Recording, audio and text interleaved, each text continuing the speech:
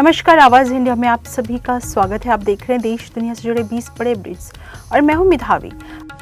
अलगाववादी नेता शब्बीर अहमद शाह की जमानत याचिका पर आज हो सकती है बड़ी सुनवाई। सुप्रीम कोर्ट का आ सकता है कोई बड़ा फैसला। सुप्रीम कोर्ट ने गुरुवार को कहा कि वह आतंकवाद वित्त पोषण मामले में कश्मीरी अलगाववादी शब्बीर अहमद शाह की जमानत याचिका पर 7 जनवरी को सुनवाई करेगा। जस्टिस विक्रम नाथ और जस्टिस संदीप मेहता की बेंच ने आदेश दिया जब राष्ट्रीय जांच एजेंसी एनआईए की ओर से पेश वकील ने मामले को स्थगित करने का बड़ा आग्रह किया। उन्होंने कहा कि सॉलिसिटर जनरल तुषार मेहता उनकी ओर से बहस करेंगे। रविवार को गांव बरटोहा संधुआ के सरपंच जरमल सिंह की विवाह पैलेस में गोली मारकर हत्या करवाने वाले गैंगस्टर प्रभु दासूवाल के गुर्गों को तरन तारण पुलिस ने एनकाउंटर में ढेर कर दिया, जिसकी पहचान हरनूर सिंह उर्फ नूर निवासी गांव कथू नगर जिला अमृतसर देहाती के तौर पर हुई। मौके पर एक पिस्टल बाइक बरामद की गई। पुलिस ने शव को कब्जे में लेकर पोस्टमार्टम की कार्रवाई शुरू कर दी है। महाराष्ट्र के सीएम देवेंद्र फडणवीस ने मंगलवार को कहा कि जेएनयू में पैदा हुई शर्जील इमाम की औलादों के इरादों को कुचल दिया जाएगा। उनकी ये टिप्पणी जेएनयू में विरोध प्रदर्शन को लेकर हुए विवाद के बाद आई है। वहीं वेनेजुएला की सेना ने घोषणा की कि अमेरिकी सैन्य अभियान में उनके कम से कम 24 सुरक्षा अधिकारी मारे गए हैं। वेनेजुएला की सेना ने एक बड़े बयान को जारी करते हुए बताया कि निकोलस मदुरो को गिरफ्तार करने के अमेरिका के अभियान में उनके 24 बड़े सैन्य अधिकारी मारे गए। इससे पहले रविवार को क्यूबा ने भी कहा कि अभियान में उनके 32 सैनिक मारे गए। हालांकि अभी तक आंकड़ों की बड़ी पुष्टि नहीं हुई है। इजराइल में लोग अनिवार्य सैन्य सेवा से बचने के अधिकार की गारंटी देने वाले कानून की मांग कर रहे हैं। प्रदर्शनकारियों ने सैन्य भर्तियों की निंदा की और कई सड़कों की घेराबंदी भी की। ईरान में बड़े पैमाने पर प्रदर्शन शुरू हो गया है। महंगाई और गिरती करेंसी को लेकर रविवार से विरोध प्रदर्शन हो रहा है। ये विरोध प्रदर्शन रविवार को तब शुरू हुआ जब राजधानी तेहरान के ग्रैंड बाजार में दुकानदारों ने हड़ताल कर दी, क्योंकि खुले मार्केट में ईरानी रियाल अमेरिकी डॉलर के मुकाबले रिकॉर्ड निचले स्तर पर पहुंच गया। तेहरान के बाद करज, हमादान, केसम, मलाई, इफ्सान, करमानशाह, शिराज जैसे शहरों में बड़े प्रदर्शन हो रहे हैं। अत्यंत ठंड और शीतलहर को ध्यान में रखते हुए नोएडा, ग्रेटर नोएडा और गाजियाबाद जिले के स्कूलों में छुट्टियां बढ़ा दी गई हैं।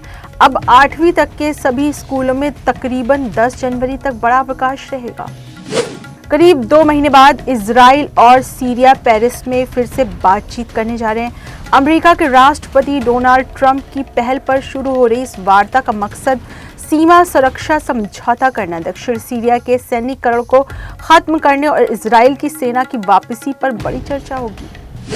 सेना प्रमुख दूसरे चरण में श्रीलंका जाएंगे और सेना के वरिष्ठ अधिकारियों तथा नेताओं के साथ बातचीत करेंगे।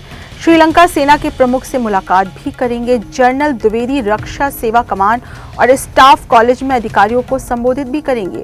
भारतीय सेनाओं के सर्वोच्च बलिदान के सम्मान में आईपीकेएफ समर स्मारक में श्रद्धांजलि अर्पित करेंगे। सेना प्रमुख की ये यात्रा हिंद महासागर क्षेत्र और पश्चिम एशिया के मित्र देशों के साथ रक्षा सहयोग मजबूत करने और आपसी विश्वास बढ़ाने की भारत की प्रतिबद्धता को सुदृढ़ करता है। जस्टिस विक्रम नाथ, जस्टिस संदीप मेहता और जस्टिस एनवी अजरिया की 3 सदस्यीय विशेष पीठ बुधवार को इस मामले की सुनवाई करेगी।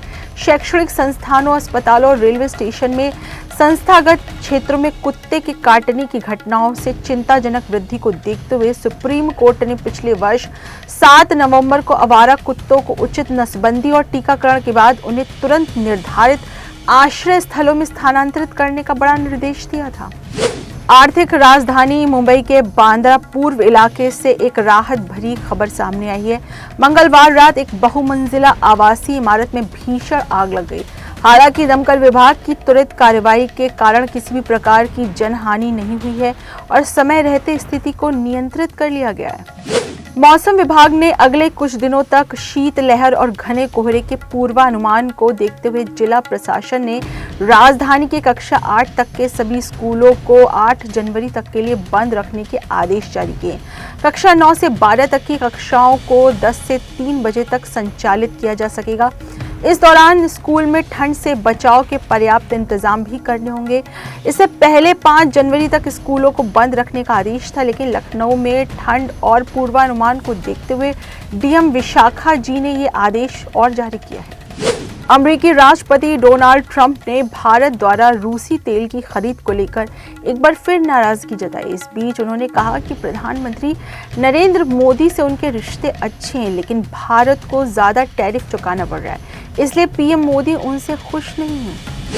अमेरिका के राष्ट्रपति डोनाल्ड ट्रंप ने एक बार फिर भारत को लेकर बड़ी बयानबाजी की। उन्होंने कहा कि उनके नरेंद्र मोदी के साथ रिश्ते बहुत अच्छे हैं। हालांकि ट्रंप ने यह भी कहा कि रूस से तेल खरीदने को लेकर भारत पे लगने वाले ऊंचे टैरिफ की वजह से प्रधानमंत्री मोदी से उनकी कुछ अनबन चल रही। ट्रंप ने कहा कि मेरे प्रधानमंत्री मोदी के साथ अच्छे संबंध है, लेकिन भारत रूसी तेल खरीद रहा है, इसीलिए उस पर ज्यादा टैरिफ लग रहा है और ये बात हमारे राजनीतिक समीकरणों के लिए अच्छी नहीं है।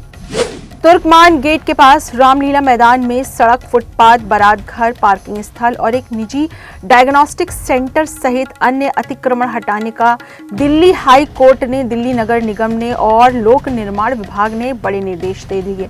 3 महीने में अतिक्रमण को हटाने का समय देते हुए मुख्य न्यायाधीश DK उपाध्याय और न्यायमूर्ति तुषार राव और केडले की पीठ ने MCD और PWD को कार्रवाई से प्रभावित होने के पक्षों की सुनवाई का अवसर प्रदान करने का भी आदेश दिया। सोमवार सुबह इंदिरा गांधी इंटरनेशनल एयरपोर्ट पर फ्लाइट ऑपरेशन में रुकावट आई, क्योंकि जहरीले धुएं के साथ घने कोहरे की वजह से विजिबिलिटी काफी कम हो गई, जिससे कई आने जाने वाली फ्लाइट्स में देरी हुई। इसका सीधा असर सुबह के पीक घंटों में महसूस किया गया, जब विजिबिलिटी 0 थी। Delhi airport, air India, Indigo और नेशनल एयरलाइन एयर इंडिया ने ट्रैवल एडवाइजरी जारी की, जिसमें यात्रियों से सावधान रहने और अपनी फ्लाइट शेड्यूल के बारे में अपडेट रहने का बड़ा आग्रह किया गया।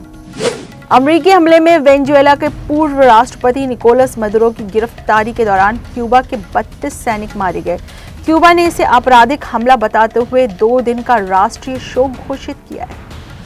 JNU ने मंगलवार को कहा कि उन छात्रों के खिलाफ सख्त कार्रवाई की जाएगी जिन्होंने जनवरी 2020 में कैंपस में हुई हिंसा की निंदा करने के लिए आयोजित विरोध प्रदर्शन में प्रधानमंत्री मोदी और केंद्रीय गृह मंत्री अमित शाह के खिलाफ नारे लगाए। आरोपी छात्रों के खिलाफ FIR दर्ज कर ली गई है। ऐसे कृत्य संवैधानिक संस्थाओं के प्रति जानबूझकर अनादर दिखाते हैं। आरोपियों को कड़ी अनुशासनात्मकता की कार्रवाई का सामना करना होगा। आरोपी छात्र निकाले जाएंगे या उन्हें सस्पेंड किया जाएगा। JNU छात्र संघ ने साबरमती हॉस्टल के बाहर हुई नारेबाजी की घटना पर बयान जारी किया। छात्र संघ ने कहा कि इस घटना को विश्वविद्यालय की छवि खराब करने और असल मुद्दों से ध्यान भटकाने की साजिश बताया। छात्र संघ ने मीडिया पर भी आरोप लगाया कि वे घटना को गलत तरीके से पेश कर रहे हैं। उन्होंने पुलिस की निष्क्रियता और हमलेवरों की गिरफ्तारी न होने पर सवाल भी उठाए। मीडिया प्लेटफॉर्म X पर मौजूद AI टूल ग्रॉक के जरिए आपत्तिजनक और अश्लील कंटेंट बनाकर शेयर किए जाने के मामले सामने आने के बाद केंद्र सरकार ने कड़ा रुख अपनाया। सरकार ने एलन मस्क की अगुवाई वाली इस कंपनी को इस मामले में जरूरी कार्रवाई करके डिटेल एक्शन टेकन रिपोर्ट जमा करने के लिए 7 जनवरी तक का समय दिया है।